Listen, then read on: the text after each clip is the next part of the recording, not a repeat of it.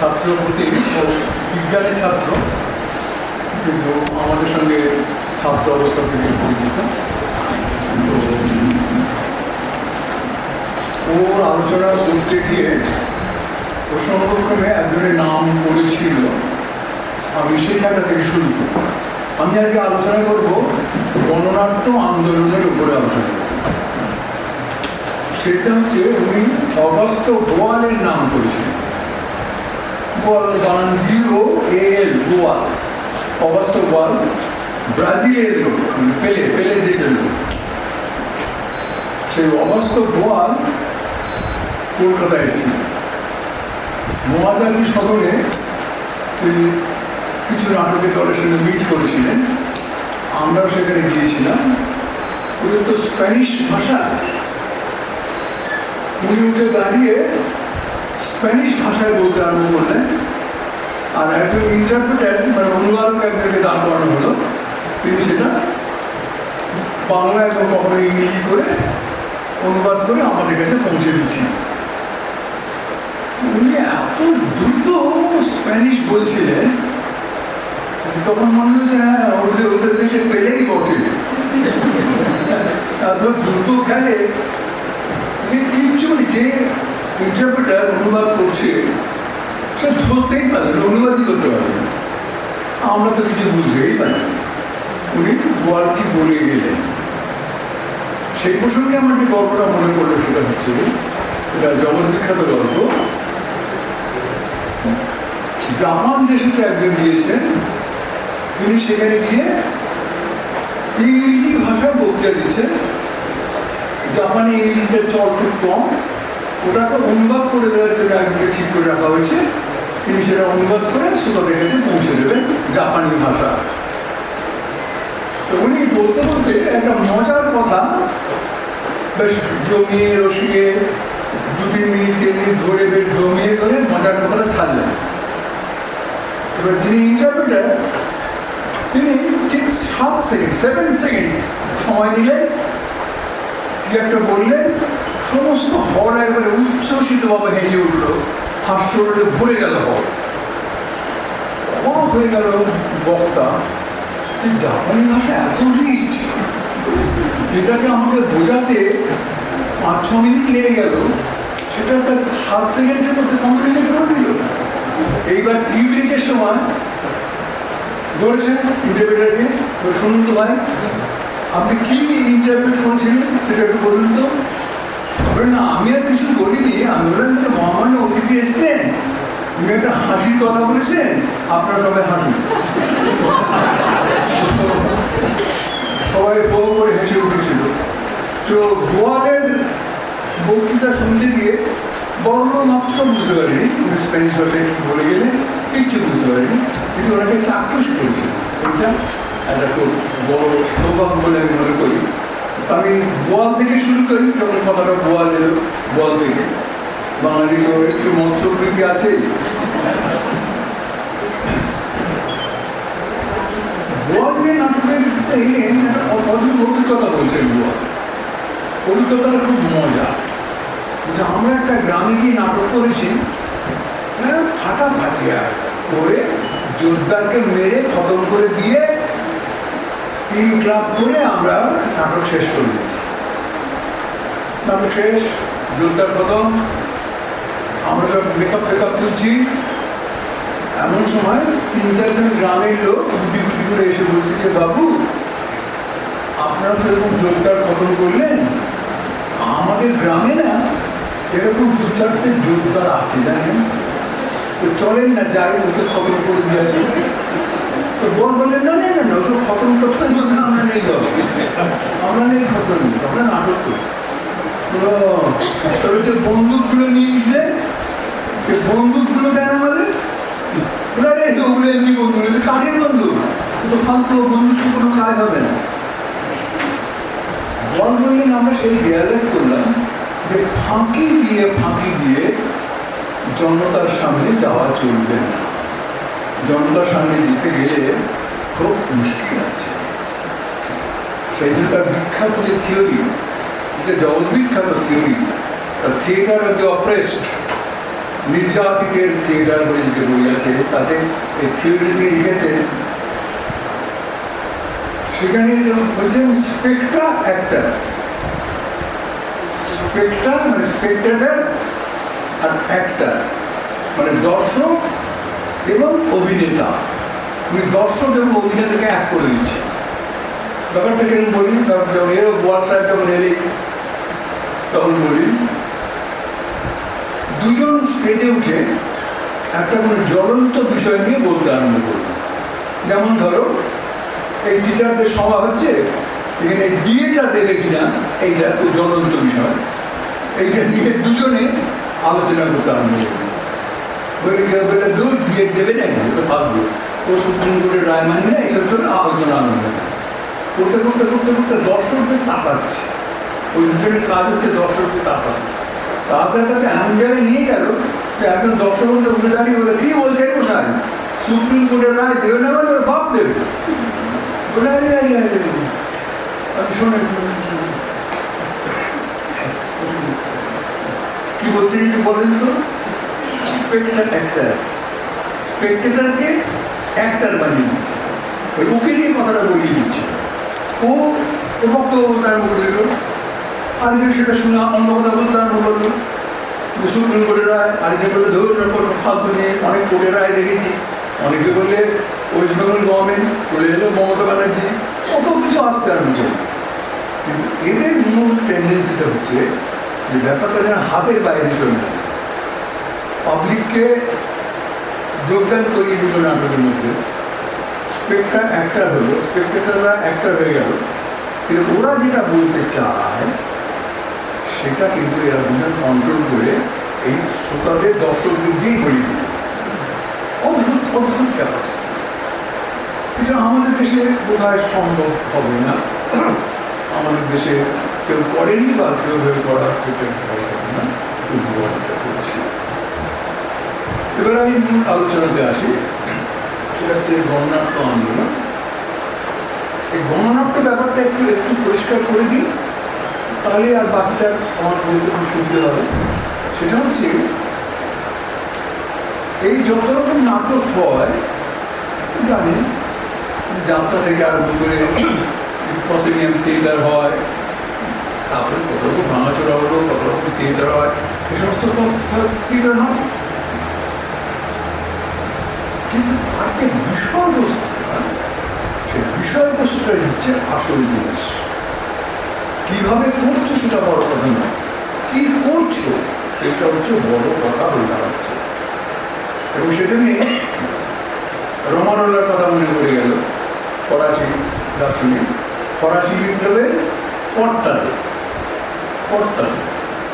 রমারোলা people's theatre বলে একটা কয়েকগুলো প্রবন্ধ লিখলেন, সেগুলো এক জায়গায় করে একদম 1903 খ্রিস্টাব্দে বইটা বার করলে দি পিপুলস থিয়েটার বলে। এই পিপুলস থিয়েটার গণনাট্যের সংজ্ঞাটা তৈরি হতে আরম্ভ করলো। উনি সেখানে বললেন ব্যাপারটা কি দাঁড়ায়, এবং সেখানে তিনি পরিষ্কার করে বললেন যে গণনাট্য হচ্ছে সেই নাটক যার প্রথম কাজ হচ্ছে দর্শককে আনন্দ দিতে হবে, অ্যামিউজমেন্ট। দর্শক যদি তোমার নাটক নাই দেখলো, উঠেই চলে গেল, তাহলে তোমার বড় বড় বাদ বলে লাভটা দিয়েছে। তোমার প্রথম কাজ হচ্ছে মজা দিয়ে, ফুর্তি দিয়ে, আনন্দ দিয়ে দর্শকদের বসিয়ে। দর্শক যখন বসে গেল, এবার বেশ জবটা জমেছে, তবে বসেই বসলো। এইবারে তুমি দ্বিতীয় সূত্রটা ছাড়ো, সেটা হচ্ছে এডুকেশন।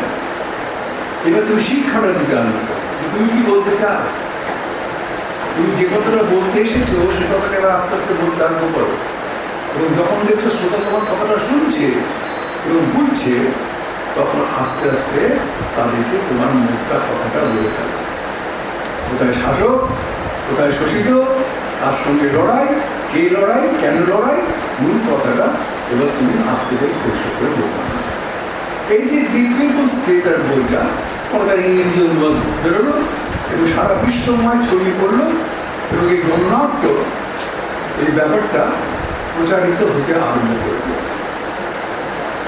প্রথম গণনাট্যের হইচই ফেলে দিল, এটা হচ্ছে রাশিয়াতে যে বলসেভিক মুভমেন্ট হলো লেনিনের নেতৃত্বে, এবং 1917 যে জারের শাসনের পতন হলো, সোভিয়েত রাশিয়া প্রতিষ্ঠিত হলো, এবং সেটা হওয়ার পর সেই 1917 শেষের দিকে ওখানেতে মার্গোল্ড বলে একজন ওখানকার প্রডিউসার নাটকে, তিনি মার্কোভস্কির একটা কবিতা, মিস্ট্রি ওয়াক বলে একটা কবিতা নিয়ে একটা নাটক, অদ্ভুত করে নাটকটা বানানো। সেখানে শ্রমিকের সঙ্গে মালিকের সম্পর্ক, মালিকের সঙ্গে শ্রমিকের সম্পর্ক, শাসকের সঙ্গে শাসকের সম্পর্ক, এই জায়গাগুলো ভেঙে ভেঙে ভেঙে ভেঙে দেখিয়ে নাটকটা তিনি সেইভাবে তৈরি করে করতে আরম্ভ করলেন। রেড স্কোয়ার যখন হতে আরম্ভ করলো, প্রথম 100-200 জন লোক দাঁড়িয়ে দেখছে, করতে করতে ব্যাপারটা এমন জনপ্রিয় হলো যে রেড স্কোয়ারে আর ধরে না, এত ভিড় হতে আরম্ভ করলো। নানা দিক থেকে এরা দাবি উঠতে আরম্ভ করলো। ওরা সোভিয়েতের নানা জায়গায় গিয়ে গিয়ে এই নাটকটা করে বেড়াতে আরম্ভ করলো। গণনাট্য আন্দোলনের শুরু হলো। মাও সেতুং একটু বিদেশি লোকের কথাগুলো বলছি বলে মনে করবেন যে আমি বিদেশিদের খাই, তো তাদের পড়ি, আমি বুদ্ধিমান লেগে পড়ি বাবা। মাও সেতুং যখন লং মার্চ শুরু করেছেন, আপনারা সবাই জানেন লং মার্চটা কি, যে মূল যে শাসকের বিরুদ্ধে বিদ্রোহ ঘোষণা করে দলবল জোগাড় করে তার রেড আর্মিকে নিয়ে তিনি পিকিংয়ের পথে যাত্রা করেছেন, পিকিং দখল করে, এবং সঙ্গী সাথী নিয়ে এগোতে এগোতে যাচ্ছে, রেড আর্মিদের নিয়ে এগোতে এগোতে যাচ্ছে। কিন্তু গ্রামে গ্রামে ঢুকে গিয়ে দেখছেন যে গ্রামে থেকে যেই ঢুকছেন, গ্রামের লোক নেই, শুনছান ফাঁকা গ্রাম। কি হলো? একটা লোক গেল কোথায়? খোঁজ নিয়ে দেখলেন যে সবাই পালিয়েছে গ্রাম থেকে। কেন পালিয়েছে? ওরা শুনেছে মিলিটারি আসছে, ওদের কাছে চিয়াং কাইশেকের মিলিটারি হচ্ছে, মাও সেতুংয়ের মিলিটারি হচ্ছে, মিলিটারি মানে মিলিটারিটা ঢুকে হত্যা করবে, ধর্ষণ করবে, যুক্তরাজ করবে।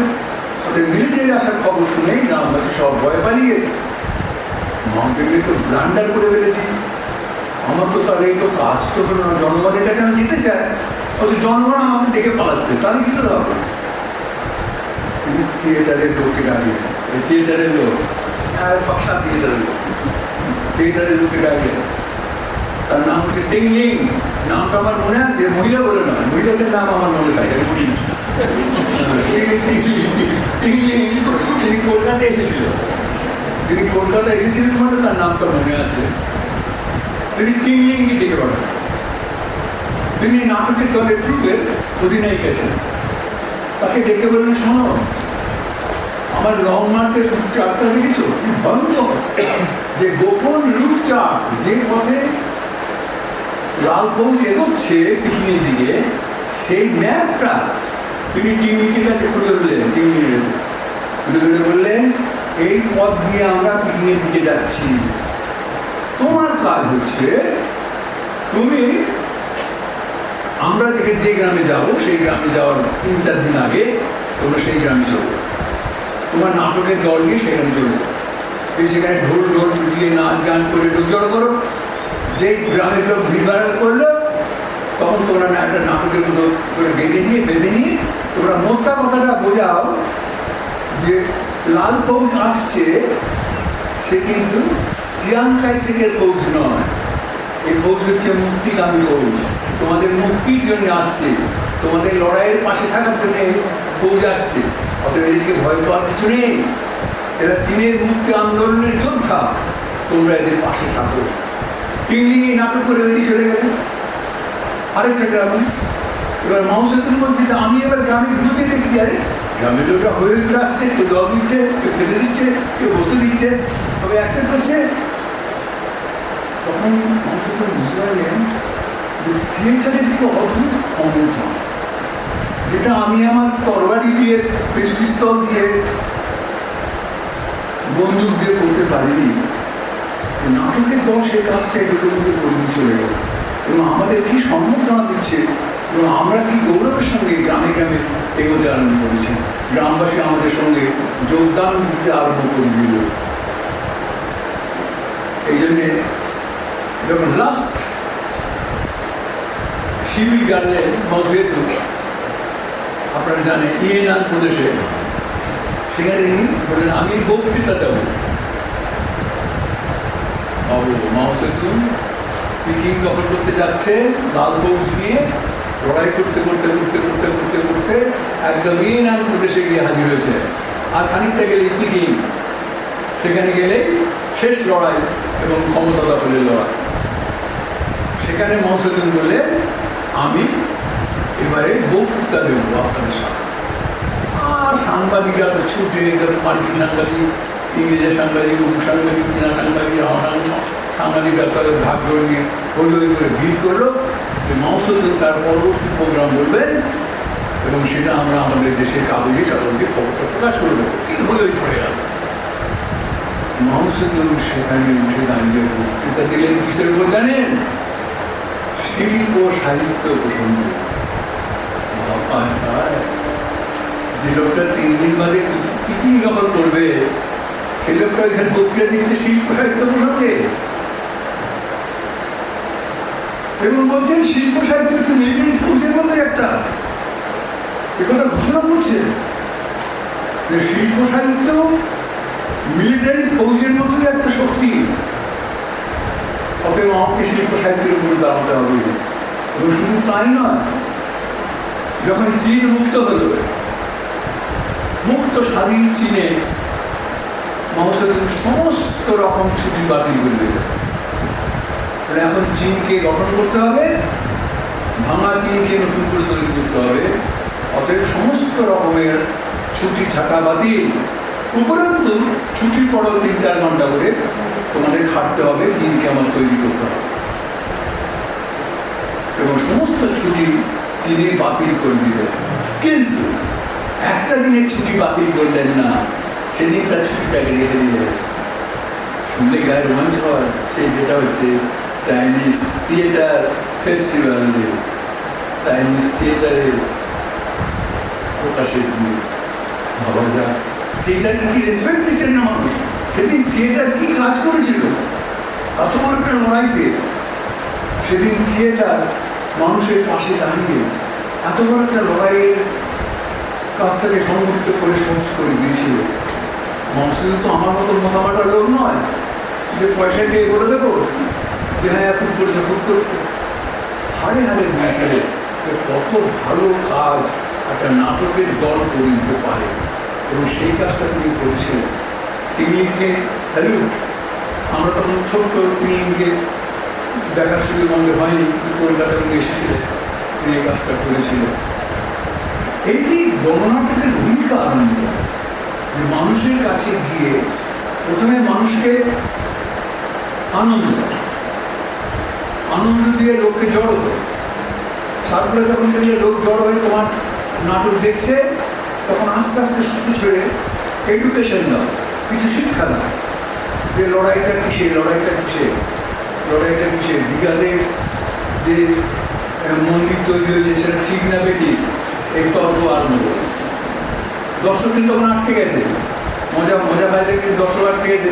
এবার যা বলছে তাই শুনছে, এবার বলতে আরম্ভ করলো। করতে করতে করতে করতে আরও খানিকটা এগিয়ে গিয়ে যখন দেখলো দর্শক খুব জমে গেছে, তখন বললে ওটা একটা ফালতু কাজ হয়েছে, আসল কথাটা ঝেড়ে কাটা। এই যে টেকনিক, এই যে টেকনিকটা দিলেন রমারোরা, এখন উনির মানুষ বা নানা দিকে নানা খ্যাতি আছে, কিন্তু থিয়েটার সম্পর্কে এই লোকটা ভেবেছিলেন এবং পিপুলস থিয়েটার নিয়ে কথাগুলো এই কথাগুলো বলেছিলেন এবং এই আলোচনা করেছিলেন। এবং ঠিক তার পরবর্তীকালে আরেকজন থিয়েটারে এলেন, তিনি নোবেল প্রাইজ পেলেন। আচ্ছা, আমাদের এখানে নাটকের লোক পয়সাই পায় না, নোবেল প্রাইজ খেতে পায় না। আর সেটা নাটক করে নোবেল প্রাইজ পেল। ভাবাটা দাঁড়িয়ে ওঠো ইটালিয়ান, ওর বউ হচ্ছে ফ্রাঙ্কা রেমে আর উনি হচ্ছেন দাঁড়িয়ে ওঠো। এরা দুজনে মিলে নাটক করতে আরম্ভ করে। কি নাটক করছে? বলছে দেখো বাবা, তোমাদের প্রফেশনাল থিয়েটার যেগুলো তোমরা করো সেগুলো তো খুব নাচ গান ফুর্তি ওই চই মজা সব কিছু থাকে এবং লোকে সেগুলো দেখে খুব আনন্দ পায় মজা পায়, বাস দ্যাটস মাচ, আর কিছু থাকে না। আর তোমরা এই পার্টির লোকেরা, কমিউনিস্ট পার্টির লোকেরা, তোমরা যে নাটকগুলো করো তুমি এমন গোমরামুখ এমন হন্দুমুখ নাটক করো যে সে নাটক কেউ বসে দেখে না। খালি বড় বড় বাদ বলো, বড় বড় কথা বলো, কেউ শোনে না, তোমাদের নাটক কেউ দেখে না। খালি এই নাটকও চলবে নি, এই নাটকও চলবে নি। কি চলবে? এইবার ফ্রাঙ্কা নেমে আর দাঁড়িয়েও ফর্মুলে ঠিক করলে রোজকার যে ঘটনাগুলো কাগজে বেরোয় সেইগুলোকে নাটকের বিষয়ের মধ্যে নিয়ে চলে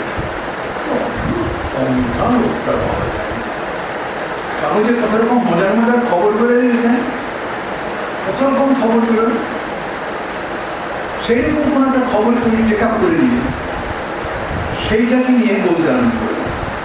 পরের দিনে কাগজে সেটা নিয়ে আরও কিছু কথা বেরোলো, তার নাটকে আর একটু সংযোজন হলো, আরও কিছু কথা বেরোলো, আরও কিছু সংযোজন হলো, নাটকটা বাড়ছে।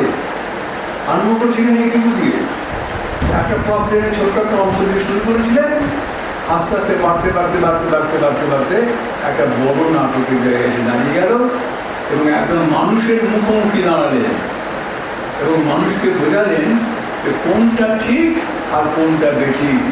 কাগজ কি বলছে সেটা বড় কথা নয়, আমি কি বলছি সেটা শোনো এবং আমি তোমাদের দেখিয়ে দিচ্ছি পথ, এই পথে তোমরা এগো। নোবেল প্রাইজ পেলেন 1997 সালে, দাঁড়িয়েও নোবেল প্রাইজ পেলেন। ভাবা যায় একটা নাটক নিয়ে একটা মানুষের কি গভীরতর চিন্তা, কতখানি স্যাক্রিফাইস, কি গভীরভাবে কাজটাকে করে নিয়ে যাওয়ার চেষ্টা, এটা তো দাঁড়িয়েও করেছিলেন, এটা অস্বীকার করলেন। আমাদের এখানে অবিভক্ত ভারতবর্ষে, আমার জন্ম অবিভক্ত ভারতবর্ষে,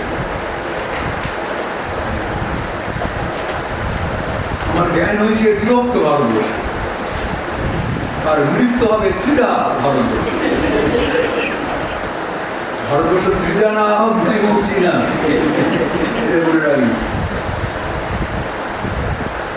তো এইবারে আমাদের এই পরাধীন ভারতবর্ষ তখন, সেখানে 1925 সালে কমিউনিস্ট পার্টি অফ ইন্ডিয়া প্রতিষ্ঠিত হয়। আমি কমিউনিস্ট পার্টির হয়ে স্লোগান দিতে এখানে আসিনি, আমি কোনো রাজনৈতিক দলের হয়ে বক্তব্য বলতে আসিনি, আমি গণনাট্যের কথা বলতে আসছি। তখন এখানে কমিউনিস্ট পার্টি, মুজাফর আহমেদ এদের চেষ্টায় এখানে কমিউনিস্ট পার্টি প্রতিষ্ঠিত হয়েছে ভারতবর্ষের মধ্যে প্রথম। কলকাতায়, বঙ্গে, তখন পশ্চিমবঙ্গ নয়, তখন বঙ্গপ্রদেশ হয়েছে। এবং তাদের পরে ব্রিটিশ খুশি নয়, কারণ ব্রিটিশ তখন তার আগেই রাশিয়ান বিপ্লব হয়ে গেছে, জারের পতন হয়েছে, রাশিয়াকে দেখে একটু ভয় হয়ে আছে ইংল্যান্ডরা, ওদের কমিউনিস্টদের প্রতি একটা ভীতি তাদের মধ্যে কাজ করছে এবং তারপরে জানেন বিরাট ষড়যন্ত্র মামলা ইত্যাদি করে টোরে কমিউনিস্ট পার্টিকে নাজেহাল করে দিয়ে 1933-এ কমিউনিস্ট পার্টিকে নিষিদ্ধ ঘোষণা করে। আমাদের পরাধীন ভারতবর্ষে ইংরেজ শাসক কমিউনিস্ট পার্টিকে নিষিদ্ধ করে, কমিউনিস্ট পার্টি নিষিদ্ধ হয়ে গেল, আর নাটক করতে পারছে না। তার মধ্যে ফাঁকে ফাঁকে এইবার কতগুলো মানুষ এগিয়ে এলো, তাদের নামগুলো তো শুধু শুধু বলে লাভ নেই, তাদের কারো কারোর সঙ্গে আমার সাক্ষাৎও হয়েছে। এই যে আমাদের প্রাক্তন উপাচার্য বসে আছেন, তারই জায়গার চন্দননগরে দয়াল কুমার, ওনার পৈতৃক বাড়ি চন্দননগর, সেই চন্দননগরের দয়াল কুমার, তিনি ছোট দুটো নাটক দিলেন, আপনার মুক্তির অভিযান, আলোর পথে। সেই বেলঘরিয়ার ওখানে পানুপা বলে একজন সে কতগুলো নাটক লিখলেন, ভোটের ভেদ, এই সমস্ত কাণ্ড কারখানা নিয়ে পথনাটিকাগুলো লিখে আস্তে আস্তে করছে। এটা করছে যে পুলিশ করতে দিচ্ছে, আটকাচ্ছে না, করতে পারছে, করছেন না, এরকম করে করে করে করে করে করে করে নাটকগুলো করতে করতে এগোচ্ছেন। করতে করতে হলো কি, অন্নদাশঙ্কর রায়ের কথা মনে করে না, যে ফুটপাতে হলো না বৃষ্টি, তার মূলেও কমিউনিস্টি। তো প্রথম বিশ্বযুদ্ধ তখন আরম্ভ হয়ে গেছে, 1939 খ্রিস্টাব্দে প্রথম বিশ্বযুদ্ধ শুরু হয়ে গেছে। রাশিয়া যুদ্ধে যোগদান করেনি, দ্বিতীয় বিশ্বযুদ্ধ শুরু হয়ে গেছে, রাশিয়া যুদ্ধে যোগদান করেনি অ্যালুকাসে। কিন্তু একটা সময় রাশিয়া যুদ্ধে যোগ দিল। কেন না, হিটলার রাশিয়া আক্রমণ করে বসল। হিটলারটা আমার কাছ থেকে বুদ্ধি নিল না, ওই ঠান্ডার দেশে নভেম্বর মাসে সেরকম রাশিয়া আক্রমণ করতে যায়। ওরা টুক করে করলে কি সরে গেল, স্টাইন যখন ছিলেন সৈন্য সামন্ত সরিয়ে নিলেন, ঢুকতে দিলেন, বুদ্ধি ছাড়া এরা তো ফাঁকা রাস্তা পেয়ে ঢুকছে। এইবার যখন পুরোপুরি ঢুকে গেল, এই ঠান্ডা আর সহ্য হয় না, ওই কনকনের জার্মানির ঠান্ডা, ওই রাশিয়ার ঠান্ডা সব শুকিয়ে কাঠ হয়ে দড়ি হয়ে গেল, যুদ্ধে পারে। কিন্তু আমার বক্তব্য হচ্ছে, যেই রাশিয়া দ্বিতীয় বিশ্বযুদ্ধে যোগদান করলো, হিটলার আক্রমণ করলো বলেই দ্বিতীয় বিশ্বযুদ্ধে রাশিয়া যোগদান করলো, তাহলে ব্রিটিশরাও ছিল দ্বিতীয় বিশ্বযুদ্ধে মিত্রপক্ষে, একই দিকে রাশিয়ার পক্ষে হয়ে গেল। রাশিয়া আর ইংল্যান্ড দোস্তি হয়ে গেল, ভাই ভাই হয়ে গেল, ভাবসাব হয়ে গেল। এবং রাশিয়ার চাপেতে কমিউনিস্ট পার্টির উপর থেকে নিষেধাজ্ঞা তৈরি হল। 1933-এ যে নিষেধাজ্ঞা ছিল, সেই 33-এর নিষেধাজ্ঞা তুলে নেওয়া হলো, ভারতের কমিউনিস্ট পার্টি মুক্ত হল। এই যে মুক্ত হল, ভারতের কমিউনিস্ট পার্টি তাদের কাজগুলো করতে আরম্ভ করল।